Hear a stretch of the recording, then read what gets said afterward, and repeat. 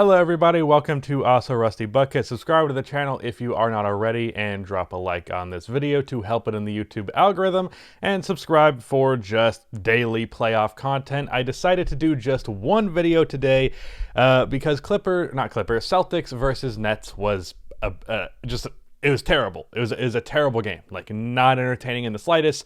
So I stopped watching at halftime and was like, it was like a 25-point lead, and the Celtics looked like they were asleep, and the Nets were killing it despite like Durant, Kyrie, and Harden not even trying.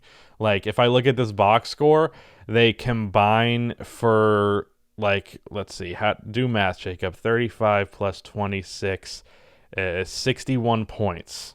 Yeah.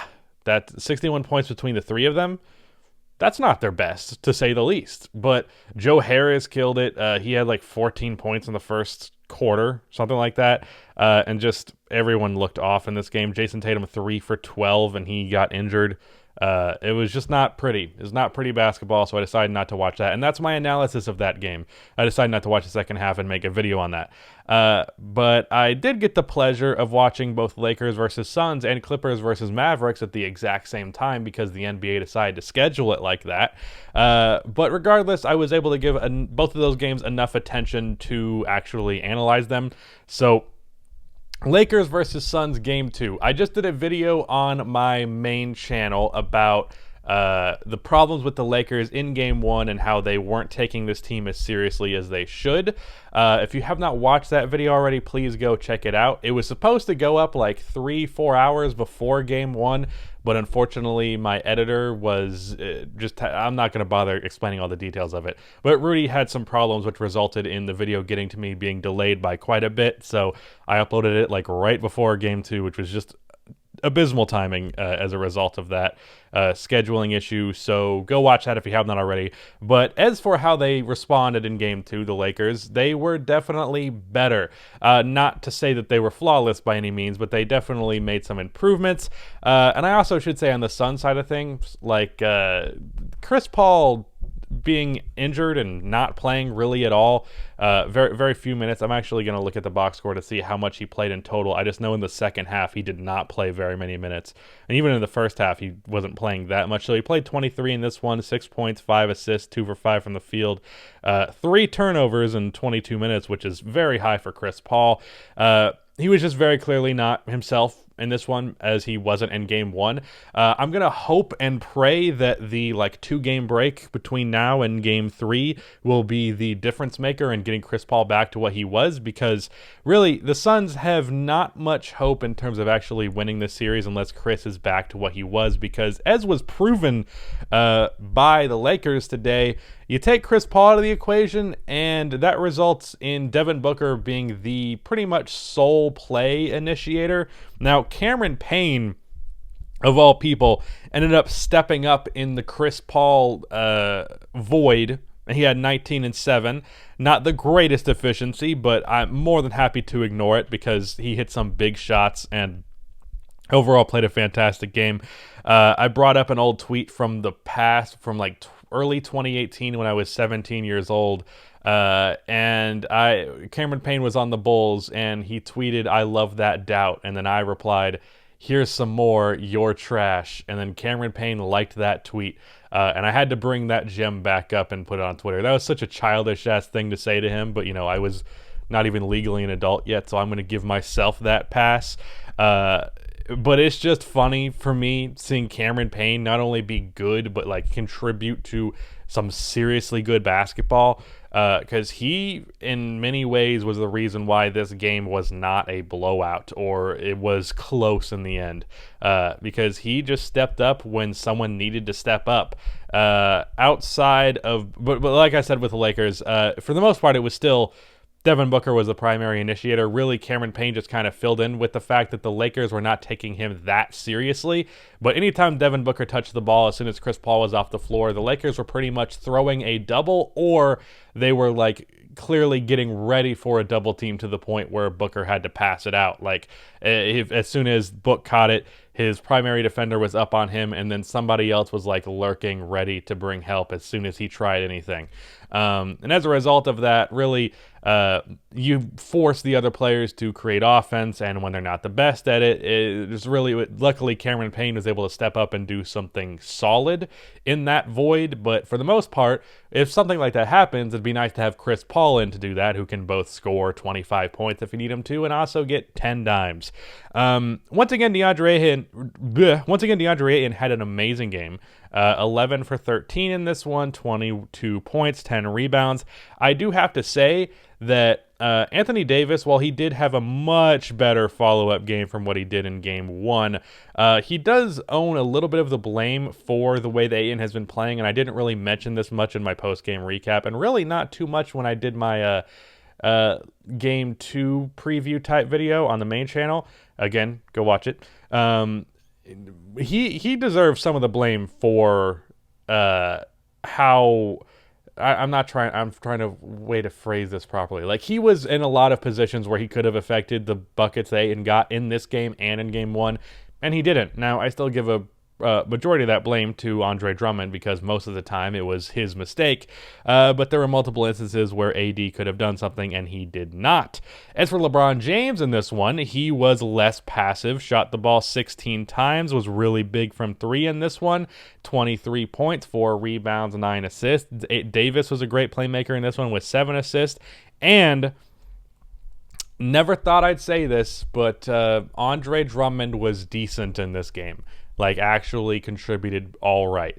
Now, he still had his defensive woes here and there and all of that. And, you know, still a problem that he's not a floor spacer at all and can clog the offense, clog the lane, all that stuff. But 7 for 11 from the field, 15 points and 12 rebounds. Just played pretty well. He was scoring properly. He didn't do any dumb layups or anything like that. Rebounding well, and he even made a couple of good defensive plays. Like, early on, he actually defended 2 different Devin Booker pick and roll plays really well. There was one in particular that stood out where he stepped up enough to interrupt Booker for the mid-range shot. He slowed Booker down enough to where his man got back into the play and was able to cut him off. And then as soon as Booker's man got into the play, I believe it was KCP, Drummond backed up and was able to cover Ayton before Booker could throw a pass to him at the basket. So he just defended that extraordinarily well, and that's not something he was doing in game one, and he still had his defensive woes in this one. For the most part, though, did a good job. But ultimately, this game, it came down to just the fact that the Lakers were able to take advantage of the fact that the Suns could not create offense outside of when the ball was in Devin Booker's hands. And when that's the case, very easy to defend this team, generally speaking, though Cameron Payne did actually do stuff in that void. Once more, poor shooting games from Mikal Bridges and Jay Crowder. Not so much Bridges, but Jay was 1 for 6 from 3, though the 1 3 he hit was an and 1 3, so we can credit him with that. But yeah, these guys just not hitting their threes is kind of a big deal. Cam Johnson hit his threes. He actually hit 2 back-to-back in one situation. Dario Saric did fuck all in 15 minutes, so that wasn't good. But yeah, that's about it. There was also some Marc Gasol minutes I want to mention. I tried to take notes during these games, but when they were both happening at the same time, trying to take notes, plus watching the game on my phone, plus watching it on my laptop, plus hanging with friends in a Zoom call, watching these games, all that at the same time got a tad overwhelming. So I just stopped taking notes at a certain point. But one thing I did put down here was that Gasol came in and made an immediate impact. He hit a 3-pointer on the first possession. And then they got a stop on defense, and then he threw a touchdown pass to Markieff Morris, who proceeded to miss a wide-open layup. But regardless, I mentioned in that preview video for Game 2, or post-mortem of Game 1, I guess you could look at it, I said that they should give Gasol the backup 5 minutes because he can space the floor and he can pass. And he did both of those pretty much immediately. He also hit another 3 in the fourth quarter that was really big because the Suns were starting to get momentum. The game was basically tied. And he hit a big 3-pointer. It took him about 5 minutes to actually gear up the shot, but he got it up and it went in. So good game from Gasol. I'd still would just like more AD at center. That's not going to change. But Drummond actually wasn't terrible in his minutes, and that was important. But with that out of the way, let's move on to Game 2, because Clippers versus Mavs was a hell of a game. Now, rightfully so, people are going to walk away from this game and be extraordinarily critical of the Clippers. But I would go as far as to say that today wasn't really their fault. Now, are there things they could have done better? Abso-fucking-lutely. There are multiple things they could have done better.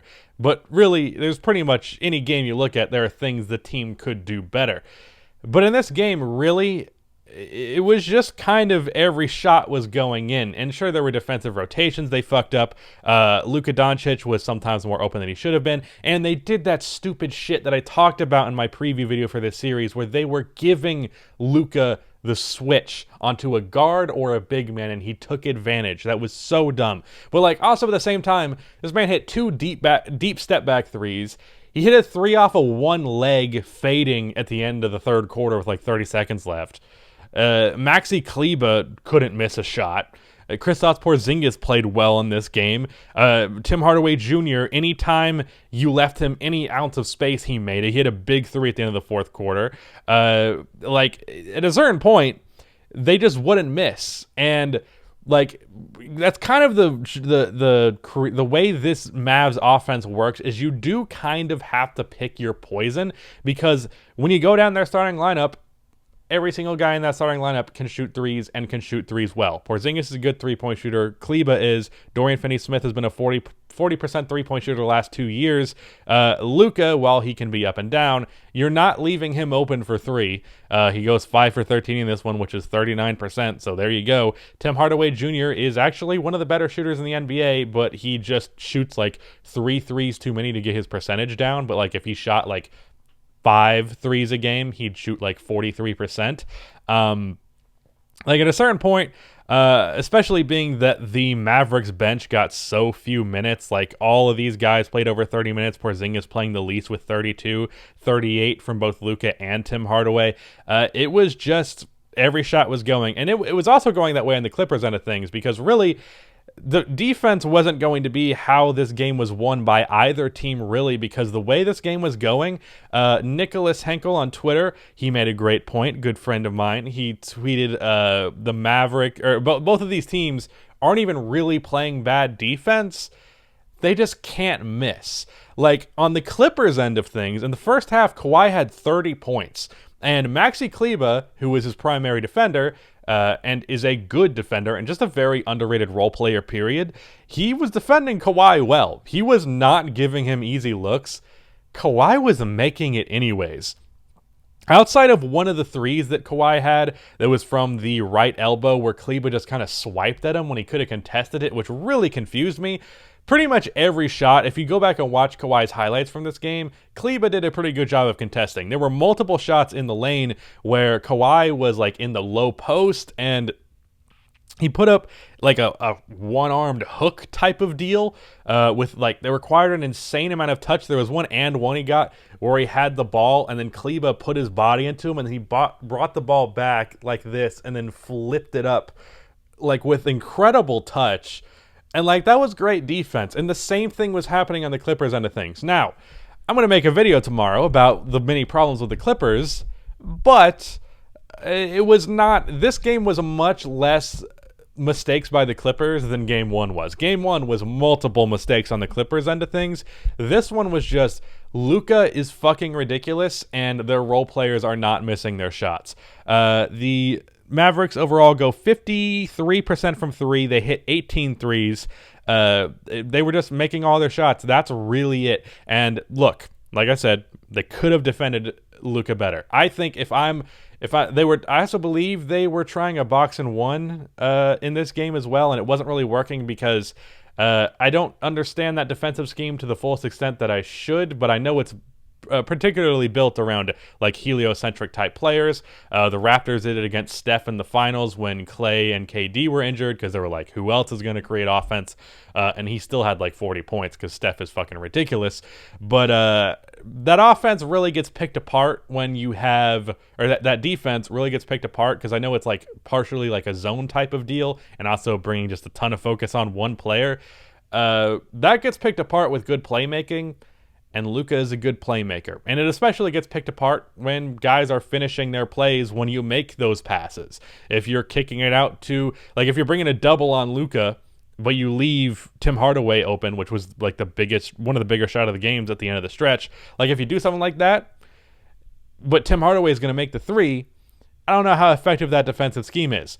Now, honestly, if I'm just like gonna take the approach of like how do they turn this series around? Well, first of all, they just lost both of their games on the home court. Now, it's not impossible that they come back and win the next two on the opposition court. It's possible, but it's not likely. Like it seems like they're gonna be going down 3-1 at the very least, potentially just getting fucking swept, which would be bonkers if that happened.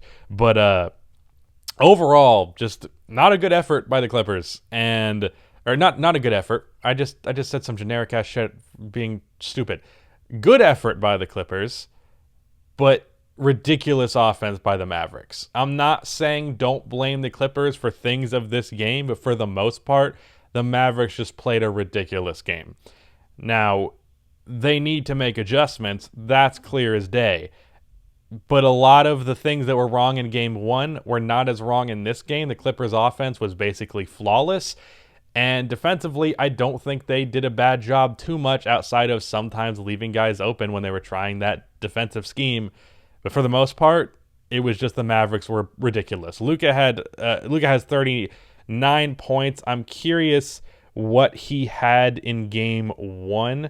I can't remember what he had in game one, and I'm not going to bother going through the NBA app trying to pull it up.